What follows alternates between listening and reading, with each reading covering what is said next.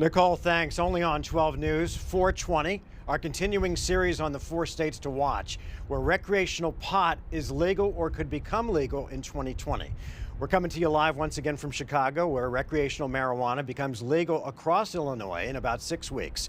And we're taking a look at all the different angles of this issue, including health benefits and risks. There's new research out that suggests that men using pot could be to blame for their partner's miscarriage.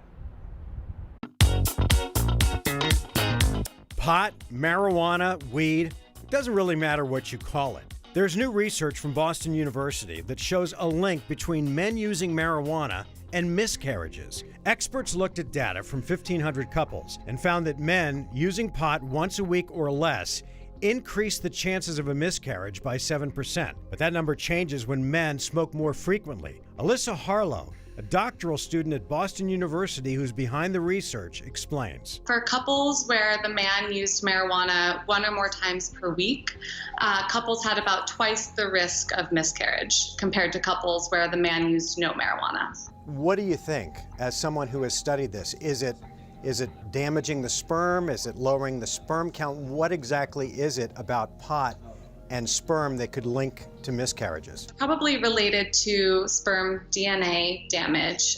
There's been studies that show that male marijuana use affects sperm quality, and in particular, what we call DNA fragmentation.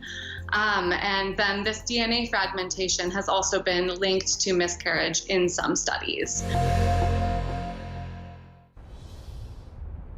All right, and here's something to consider. Let's say that you're a couple trying to conceive. Does smoking pot and stopping smoking pot, rather, reverse the effect and reduce the risk of a miscarriage? Experts say it's too early to tell and will require more research. And guys, keep in mind that pot has only been legal in the United States for 5 years, and that's only in Colorado. Most of the other states, it's been legal for a lot shorter of a period of time. For example, in California, it's been legal for a year. Here, it hasn't even become legal yet, so they need more people to study before they can answer that question. All right, Mark, thanks so much.